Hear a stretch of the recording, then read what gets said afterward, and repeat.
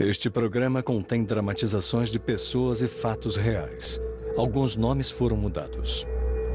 Este programa é desaconselhável para menores. Ele contém imagens fortes que podem ser perturbadoras para algumas pessoas. É aconselhada prudência ao espectador. Só um instante, por favor. Um crime chocante devasta uma cidadezinha de Nova Jersey. A polícia luta para ver sentido naquele horror e pede ajuda a uma médium. Ela morreu aqui. Eu senti uma aflição e um horror esmagadores. Na Louisiana, uma luta frenética deixa uma mãe jovem morta, seu filho ferido e uma teia de mentiras escondendo a terrível verdade. Eu senti tudo o que houve com ela. Como ela foi morta, quem fez e como fez.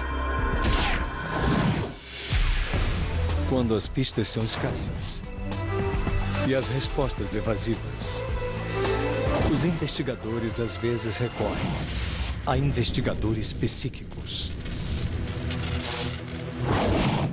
Morte em família. Na noite de 8 de agosto de 1987, na cidade rural de Belvedere, em Nova Jersey, um morador chama a polícia agitado. O que está havendo? Ele diz que naquela noite a sua namorada Betty Cornish não atendeu o telefone. Fique afastado, não toque em nada. Ela assim. Ele foi lá ver Fique aqui e não toque nela. Olha só. e a encontrou amarrada, morta a pancadas, na cama. Belvedere é uma cidade pequena demais para um crime tão grande. Encontramos A polícia local pediu ajuda. Mandaremos uma equipe, câmbio.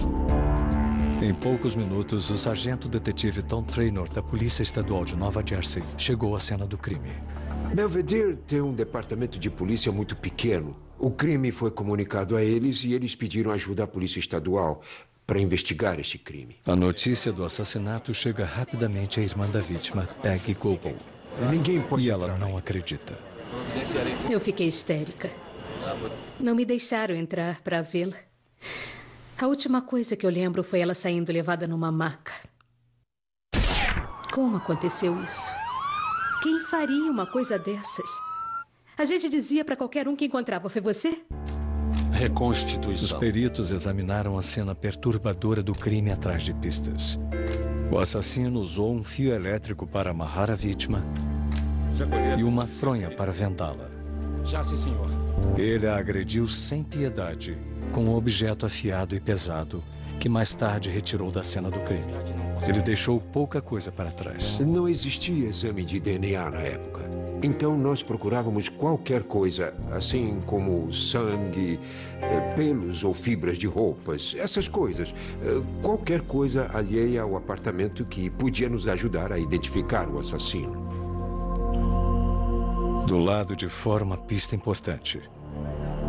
Os detetives descobriram que um dos vidros foi retirado da janela. Eles escolheram uma única digital. Pela posição que estava na janela, achamos que foi provavelmente de alguém que levantou a janela por fora e entrou. Na autópsia, um legista determina que a vítima sofreu pelo menos 17 golpes na cabeça com a parte pontiaguda de um martelo. Ele estima a hora da morte em 2 da manhã. Foi um crime brutal, horroroso. Eu tenho que lutar comigo mesma para não pensar nisso, porque eu enlouqueceria. Só de imaginar o que ela passou. Betty Cornish era uma mulher forte e uma mãe dedicada. Trabalhava duro e estava subindo na vida. Minha irmã era enfermeira. Uma pessoa muito afetuosa. Ela ia sair em um mês, ia se mudar para Mountain Lake, que fica a uns 15 minutos daqui. Mas isso não aconteceu. Claro, eu te aviso. Me larga! Me larga! Assombrada pela brutalidade do crime, Peggy Goble não consegue parar de imaginar se o assassino pegou sua irmã aleatoriamente ou se tinha ódio mortal dela. Foi horrível. Sei que fiquei sem dormir uns, 3 dias.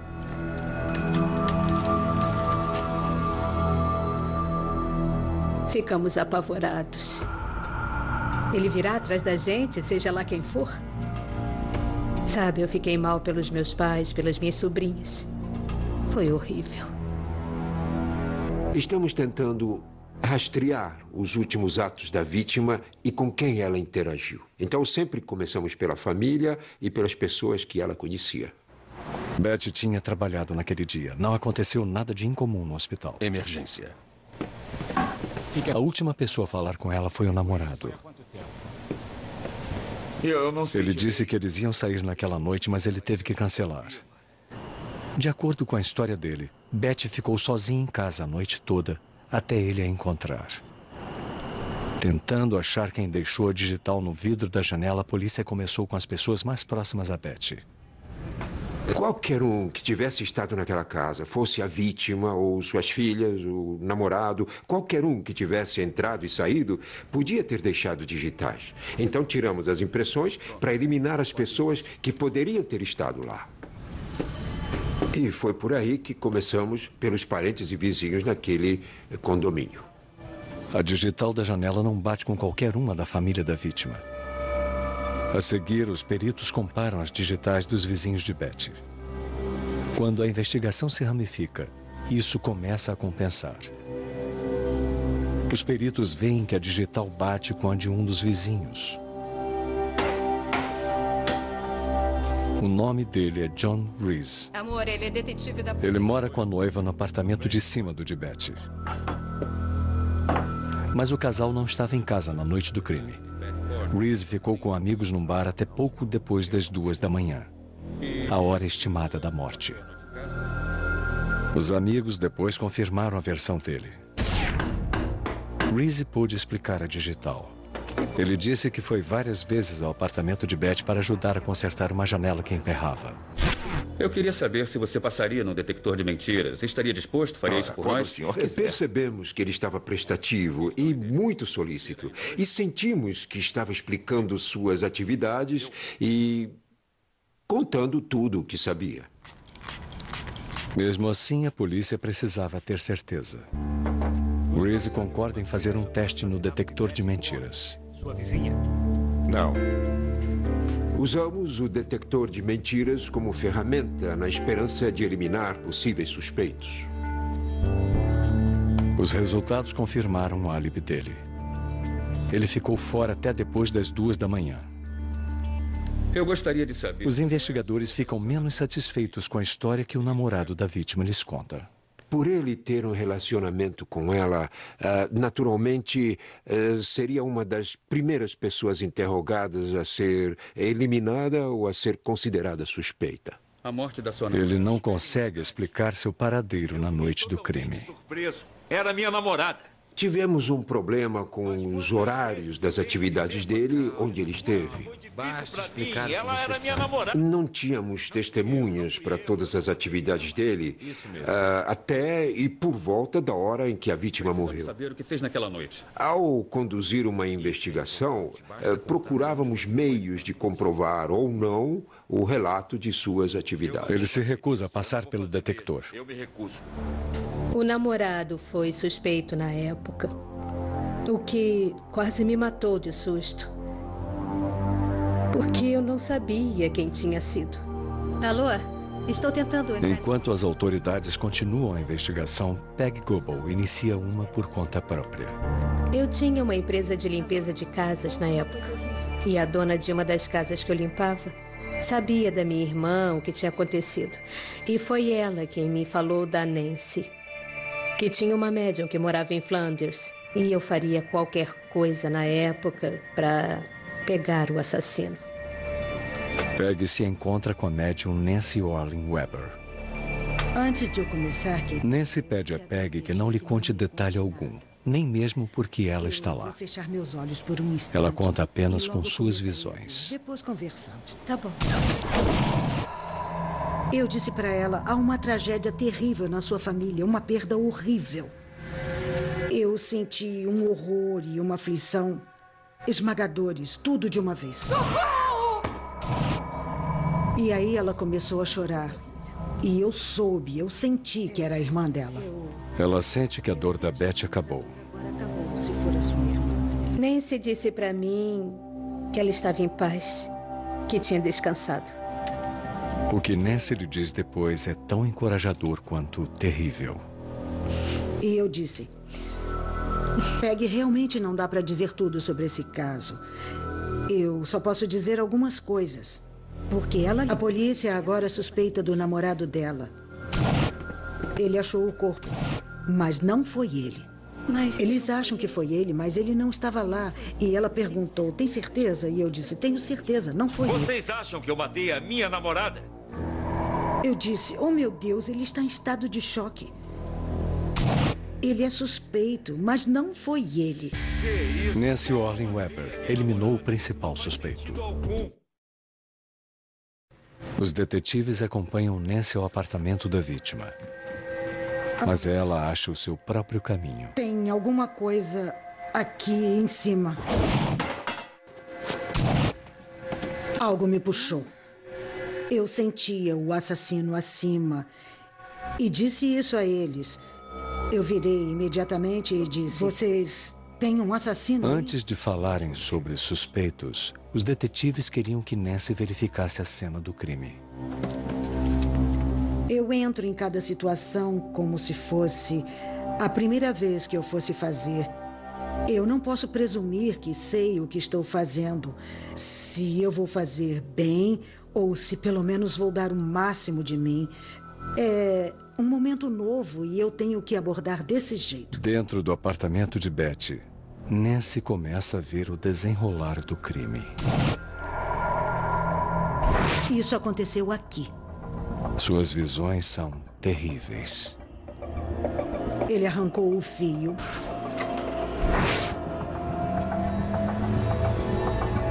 E a imagem de Elizabeth Cornish veio viva para mim. Ela estava na cama. Ela devia estar dormindo quando ele chegou.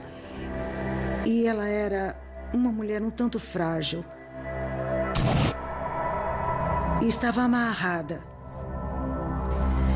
Enrolada com o fio de um aspirador de pó. E eu vi a mão dele. E na mão eu vi um martelo.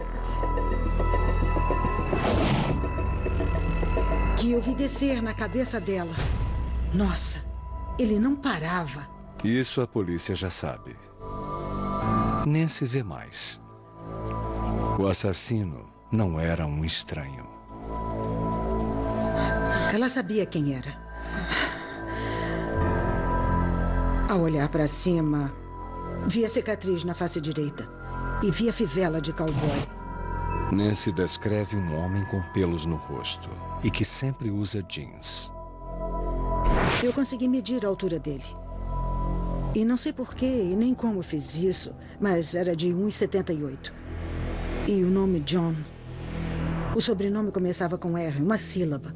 Eu sabia. As visões foram demais para Nancy. Isso agora.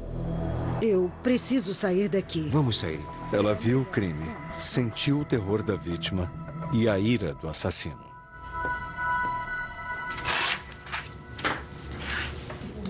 Na delegacia, Nancy desenha um mapa de um pântano e sente que o martelo está lá, a arma do crime. Eu sei que tem sangue nele. Isso vai ter que esperar. De um crime. Ele mora lá em cima. Primeiro, a polícia precisa achar o assassino. Eu O que a senhora vê? vejo uma cicatriz na bochecha direita.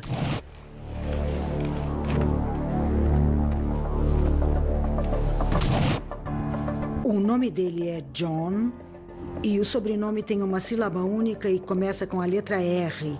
E ele disse: bom, tem um cara que mora lá em cima, cujo nome é John e o sobrenome é Reese. Nancy tem certeza de que é ele. Tem que ser. É o nome dele. Mas há um problema. Ele passou pelo detector. Eu disse: não interessa, desculpe. Eu não sei por que ele passou, não sei dizer. Voltem e verifiquem. Você viu alguma cicatriz nele? Se vira a cicatriz, se vira o cinturão de cowboy, eu quero que pense no assunto. É isso mesmo, é ele. E a hora da morte? Ela também disse que o crime aconteceu às 3 da manhã. Mas os detetives dizem que a hora da morte foi estimada em 2 da manhã. Eu disse desculpe, mas eu penso diferente. E ficou por isso mesmo. E aí, o que é? Mas os investigadores não podem deixar assim. Eles voltam ao legista para confirmar a hora da morte. Tudo bem. O legista já tinha avisado. Pode ter sido depois das 2, pode ter sido entre 2:30 e 3:30 da manhã. Nancy Orlean Weber está certa. E os investigadores conseguem ver como um detalhe crucial pode mudar tudo. Eles pedem ao vizinho de cima, John Reese, que volte para outro interrogatório. Ele tem um álibi até as 2 horas da manhã, mas talvez não para depois disso. Precisávamos que ele explicasse esse lapso de tempo entre 2 e 3:30 da manhã do dia em que Betty foi morta. Era uma questão de, olha, você nos conhece, nós falamos com você, sabemos que já o interrogamos. Agora, só queremos saber um pouco mais sobre as suas atividades e queremos esclarecer o que você nos disse. Pode se sentar aqui. Reese chega usando no cinto uma fivela de cowboy. E jeans. Tem uma cicatriz no lado direito do rosto.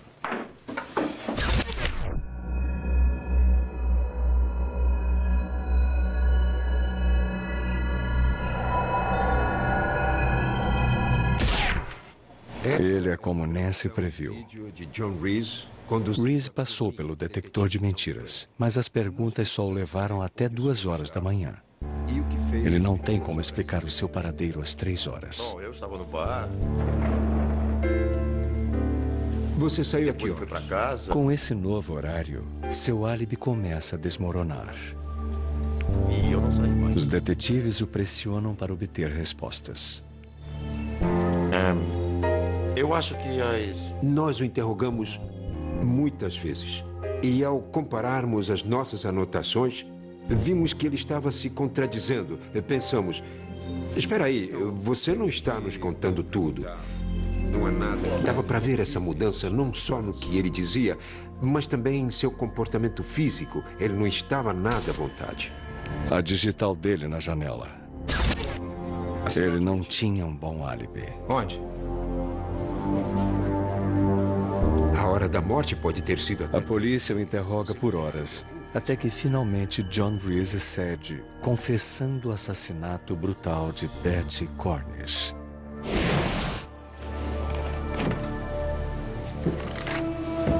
Reese disse que subiu na janela de Betty.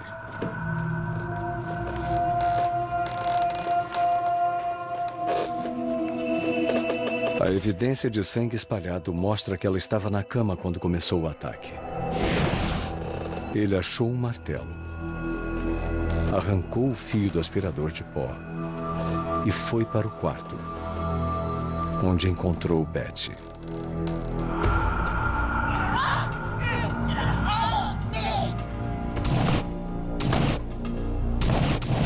Nancy Orlean Weber viu tudo com uma precisão fantástica. Exatamente como John Reese descreveu. Pode assinar a confissão. Reese até admite ter se livrado do martelo no pântano que Nancy mencionou. Quando ele confessou e nos contou, parecia que ele tinha tirado o peso do mundo de suas costas também. Dava para ver que ele ficou mais à vontade depois. Baseando-se no mapa de Nancy na confissão de Reese, os investigadores seguem para o pântano. Coloca aqui. E acham um martelo sujo de sangue. Mas acrescentando um detalhe bizarro a um crime sinistro, a análise da perícia determina que esse martelo não é a arma do crime. Há sangue, mas não é de Betty Cornish. Pode ser a arma de um crime, mas não foi o que Reese usou. Eu fiquei exultante por John Reese ter confessado porque o martelo que acharam no pântano não tinha o mesmo tipo de sangue de Elizabeth Cornish. Então não havia evidências. Não havia provas. Eu estava na casa dos meus pais naquele dia e ouvimos pelo rádio que tinham pego o assassino de Elizabeth Cornish. E eu lembro dos meus pais e eu chorando e pulando de alegria por ele ter sido pego. Dissemos, agora a Betty pode descansar em paz. Mas aí caiu a ficha. Ela foi embora para nunca mais voltar. Peggy agradece por Nancy ter voltado a atenção da polícia para Reese. Porque John Reese passou no detector. E ela ficou insistindo. Vocês têm que falar com ele de novo. Têm que conversar com ele de novo. Aí foi o que eles fizeram e ele finalmente confessou. Tom Trainor acha o mesmo. Ela é uma ajuda na defesa da lei. Eu realmente acho que ela se importa com o que faz, como se ela fosse da polícia, entende? É uma pessoa com quem eu trabalharia. Ela se importa tanto quanto nós em descobrir a verdade. No outono de 1989, John Reese vai a julgamento. É acusado por homicídio em segundo grau e é condenado à prisão perpétua. Posso ajudar? Antes do amanhecer de 24 de fevereiro de 1984, um homem chamado Alan Riker liga para o telefone de emergência em Jefferson Parish e diz que foi atacado em sua casa. O suspeito ainda está aí? Ele não sabe onde o agressor está agora. O suspeito está no local? Os policiais correm para o endereço e se aproximam com cautela, sem saber quem ou o que está lá dentro. Ele vai sair. De repente, aparece um homem com uma espingarda calibre 12. É Alan Riker, surrado e sangrando. Se afasta dela! Pra longe dela! Sai! Ele diz que sua mulher e seus filhos estão lá dentro. Polícia! Sai! Polícia! Na sala de estar, os policiais encontram a esposa de Riker, Vivian. Ela está morta. Eles veem sinais de luta violenta. Está tudo revirado. E armas sujas de sangue. Os policiais procuram as crianças. Em um quarto dos fundos encontram um neném. A criança está bem, dormindo em uma cadeirinha. Está tudo revirado. E aí uma visão horripilante que vai assombrar a todos os envolvidos no mistério terrível e bizarro que está só começando. Fevereiro de 1984, uma noite de violência dilacera uma família em Jefferson Parish, na Louisiana. Vivian Riker, de 26 anos, está morta, vítima de espancamento. Seu neném está a salvo dormindo em um quarto. Mas os policiais encontram outro filho de Vivian gravemente ferido. Vamos, levem o neném. Sua vida está por um fio e ele é levado às pressas para o hospital. Parece que as duas vítimas foram agredidas com um bastão de beisebol de metal. Os investigadores também recolhem uma faca com sangue, embora a vítima não tivesse ferimentos à faca. Uma jovem mãe morta. Uma criança em coma. A polícia precisa de respostas agora. E começam com o marido de Vivian.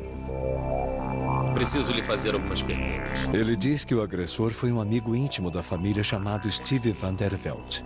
De acordo com o promotor assistente W.J. LeBlanc, Riker alega que foi um ataque surpresa. O marido diz que chegou em casa e assim que abriu a porta, o amigo foi para cima dele com um bastão de beisebol. O que é isso? Ele levantou o braço, foi atingido e teve o braço quebrado. E grita: "Por que está fazendo isso? O que foi? Por favor, para, nós somos amigos há anos." Aí o amigo diz: "Cala sua boca, estou fazendo o que é preciso." Riker diz que revidou. Finalmente ele consegue pegar uma faca. Para com isso! Eles lutam. Estão brigando. A briga dura horas. Até que ele desarma Van der Veld. Ele persegue o amigo do lado de fora da casa. Ao sair da casa, ele o esfaqueia 3 vezes nas costas. Riker alega não ter visto o que aconteceu com sua mulher e seu filho. E não faz ideia porque o amigo o atacou. Eu não sei.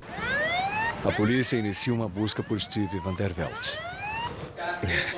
O que houve com você? Eu me machuquei.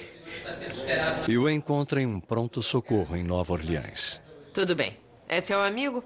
Não é mais. Não é mais. Sabe quantas vezes ele o esfaqueou? Mais de uma vez. Tudo bem. Tire a... Ele foi esfaqueado no peito e nas costas. E tem sua própria versão sobre o que aconteceu na casa dos Riker. Dá licença, enfermeira. Eu preciso falar com ele.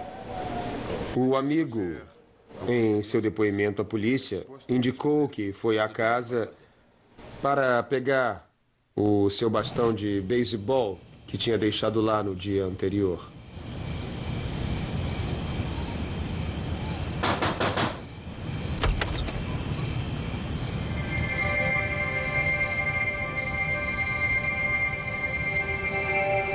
Em um instante, Riker estava em cima dele.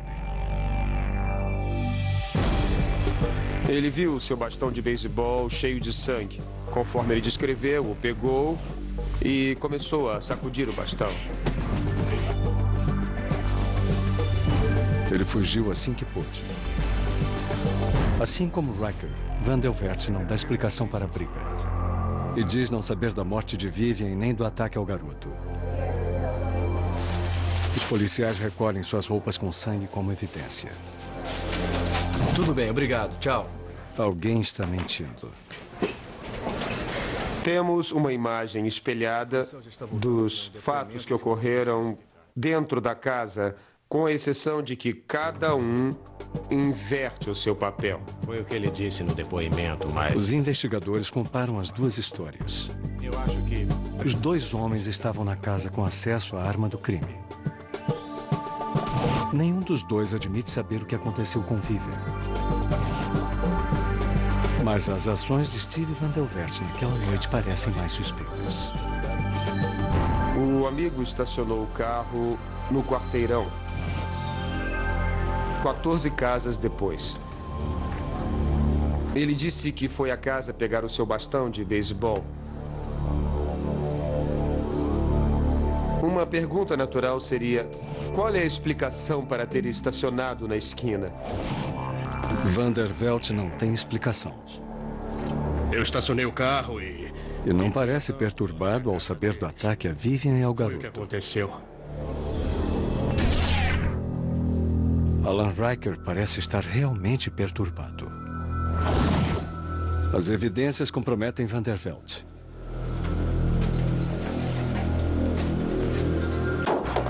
O sangue no bastão é do tipo A, o tipo de Vivian. As roupas dos 2 homens estão sujas de sangue, mas enquanto os exames preliminares indicam que as de Riker tinham só o seu sangue e o de Van der Velde, as de Van der Velde também tinham o tipo A de Vivian. Ela era a única com sangue tipo A, o amigo é do tipo B e o marido é do tipo O. As autoridades de Jefferson Parish prendem Steve Van der Velde e o acusam de agressão e homicídio qualificado. Mas o julgamento de 1985 termina quando o júri não chega a um acordo. A lei não exige que você prove como aconteceu um crime ou por que ele aconteceu. Você não tem que provar o motivo, mas os jurados são seres humanos e querem saber por quê e como. E a história que foi apresentada no primeiro julgamento não respondia àquelas perguntas. Passam-se os meses e o menino Riker sai do coma. W.J. LeBlanc está determinado a levar o agressor do menino à justiça. Ele vai pedir um novo julgamento. E desta vez vai provar exatamente o que aconteceu e por quê. Havia muitas discrepâncias nas versões dos 2 homens que simplesmente não faziam sentido algum do ponto de vista do bom senso ou que foram contraditas pelas evidências físicas. Algumas dessas evidências sugerem que Riker está mentindo. Para com isso! As chaves do marido, que ele disse ter nas mãos quando entrou imediatamente na casa, As chaves foram encontradas em outra parte da casa. Inclusive, a geografia da cena do crime não bate com a versão de nenhum deles. Os dois homens negaram ter visto o corpo. O corpo estava na sala de estar a aproximadamente 2,5 metros da porta da frente e estava bem à vista no chão. Por fim, a versão de nenhum deles explica os ferimentos à faca no peito de Vanderveld. Eu achei que não conseguiríamos uma condenação se não pudéssemos apresentar ao júri um enredo plausível do que de fato aconteceu, que combinasse com todas as evidências físicas, e por isso eu chamei a Rose. LeBlanc entra em contato com a renomada médium Rosemary Kerr em sua casa na Califórnia. Rosemary já ajudou dezenas de departamentos de polícia em sua carreira e trabalhou em um caso de homicídio com LeBlanc há 2 anos. Ah, sim, o caso grande que quiseram que pegássemos. Quando ela começa um caso novo, quanto menos detalhes ela souber, melhor. Tudo bem, lembre-se, sem informações. Eu não quero o caso colorido de modo algum por informações que ele possa me dar. A médium se concentra e logo está conectada. Quando faço a leitura e recebo as informações, eu vi pelo olhar da minha mente muitas coisas acontecendo e muito rápido. Sensações muito fortes de um tubo de chumbo ou de metal. LeBlanc percebe que ela vê o bastão de metal. Eu entro direto na vibração da pessoa. Quando eu digo na vibração, é dentro dela, dentro do corpo dela. Então, se é um caso criminal e a pessoa é assassinada, eu basicamente estou vendo pelos olhos da pessoa que morreu. Pelos olhos da vítima. E o que ela vê pelos olhos de Vivian é insuportável. O promotor W.J. LeBlanc tem que decifrar as versões conflitantes de 2 suspeitos. O marido de Vivian, Alan Riker, e seu melhor amigo, Steve Vanderveld. LeBlanc resolve ligar para sua arma secreta, a médium Rosemary Kerr. Quando tomei a decisão de pedir a Rose para se envolver neste caso em particular, me perguntei se contaria ou não ao meu chefe o que eu estava fazendo e, no fim, eu fiquei com receio, achando que ele talvez pensasse que eu estava louco. É um risco, mas LeBlanc precisa de ajuda. Alô? Ele diz a Rosemary o nome da vítima e mais nada. As visões são imediatas. Não diga mais nada. Eu só preciso anotar alguns detalhes. A primeira coisa que vejo é uma barra de metal à volta dela. Tem muito sangue na parede. Eu vi uma criança numa cadeirinha e vi um outro garoto brutalmente ferido. A casa estava uma bagunça. Havia sangue por toda parte. É isso mesmo. O WJ estava no telefone dizendo: é isso mesmo, é isso, é isso. Foi isso que aconteceu. Enquanto Rosemary trabalha, sente o que Vivian sentiu. Eu me sentia sendo agredida, sentia meu rosto afundando, sentia que não conseguia respirar. Ela sabe que foi um homicídio brutal, mas não tem certeza de quem foi. Ainda. LeBlanc manda para Rosemary fotos da vítima e dos suspeitos. Quando eu leio uma fotografia, é muito simples. Eu não olho a fotografia, eu nunca olho quando a recebo. Ela fica de cabeça para baixo à minha frente e eu passo os dedos na fotografia e, ao fazer isso, capto uma vibração. Estou captando o que eles são, quem eles são. Eu vou para esta foto primeiro e depois para outra. Eu quero entrar na vibração da mulher, porque ao fazer isso, eu sinto que ela fez a passagem para o outro mundo. Quando eu entro na vibração de Vivian Riker na foto, sinto que é uma jovem que adora os filhos. Ela adora sua casa e, mesmo assim, não é uma pessoa feliz. Realmente não sabe que caminho seguir. Eu também quero entrar. Eu estou vendo uma criança pequena. E então, Rosemary tenta a foto de Alan Riker. Tudo bem. Ao entrar na vibração aqui, encontro um homem muito... Eu quero dizer, não é só um homem muito irritado, mas um homem muito mau. E, ao vê-lo, eu não ia querer ficar perto desse homem.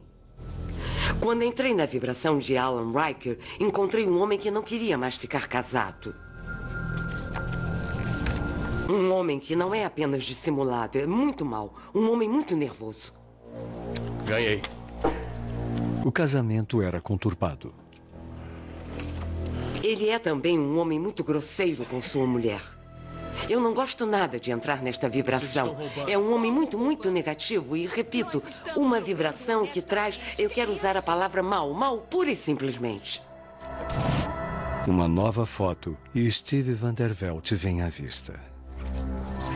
E quanto a Steve Vandervelt, ele também teve um casamento infeliz e procura meios de sair desse casamento. Vocês estão roubando. Ele não só é um homem infeliz, como é também muito manipulador. E quer Vivian para ele. Está procurando um jeito de conseguir isso. Mas Vivian não o quer. E Vandervelt começa a odiá-la. Rosemary vê os dois homens bolando um plano selvagem. Me mostraram um prédio e quando eu vi esse prédio do lado de fora, tinha uns cavalos enormes, uns mustangues no ar. E eu sentia os homens lá dentro. E ao entrar, vi os dois escrevendo num guardanapo enquanto planejavam como iam se livrar das esposas. Eles trabalhavam em equipe. De acordo com a médium, o plano original era matar Vivian Riker e depois a esposa de Vandervelt. Estou vendo uma conspiração entre os dois. Ambos querem se livrar das esposas. Dias depois, LeBlanc leva Rosemary a Louisiana para ver a cena do crime. Alan Riker havia se mudado. Eu, com certeza, achei que poderia haver algo a ganhar levando-a fisicamente à casa onde aconteceu o crime.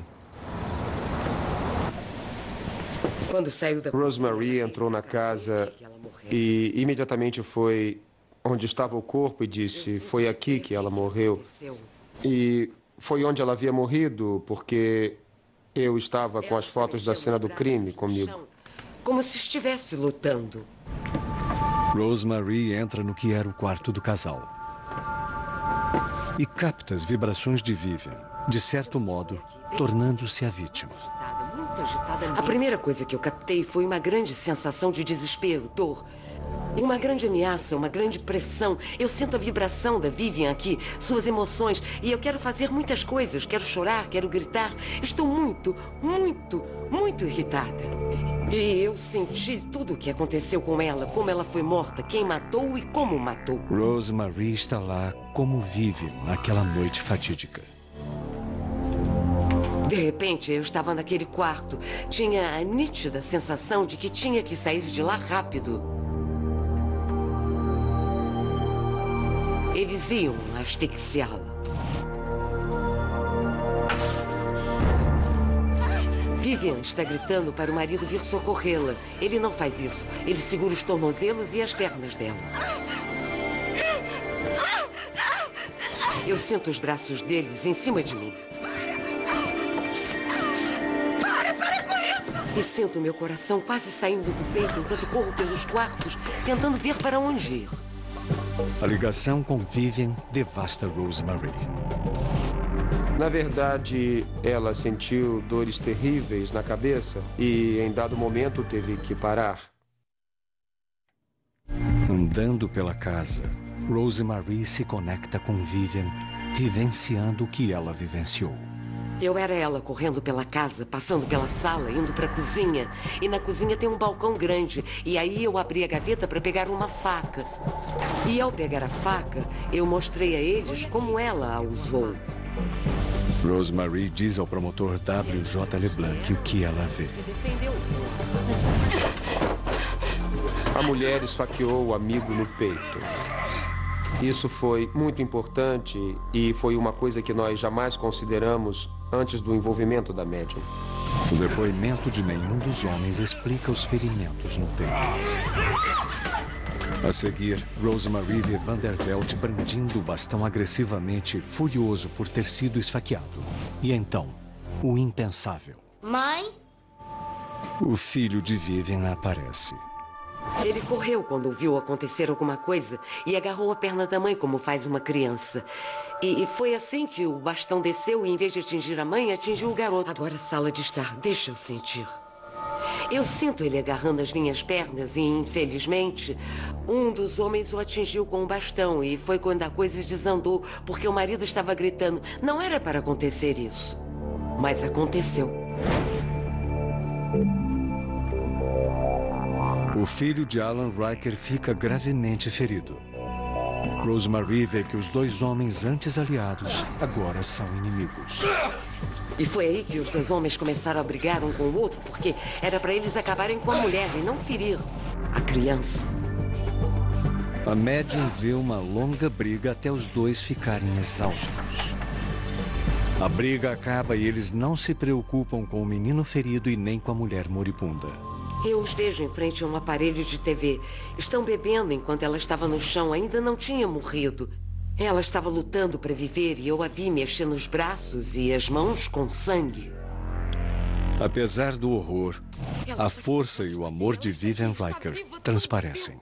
Dando o que lhe resta de vida às crianças. Ela ainda estava viva. Seu coração implora pelas crianças. Ela não liga para o que está acontecendo a ela. Não liga para mais nada. Ela só queria os filhos bem. Aí está a mãe, em cujo corpo eu estou. Ela não apenas está morrendo, como tem um neném numa cadeirinha e sabe que o outro filho está muito ferido. Muito ferido mesmo. É triste, é muito triste sentir como a vida dela está se esvaindo e ela se preocupando com os filhos. E esses dois homens a deixam morrer, eles a deixam morrer. Eles a deixam morrer e ela está viva. Ela não morreu logo, morreu horrivelmente. Morreu assim.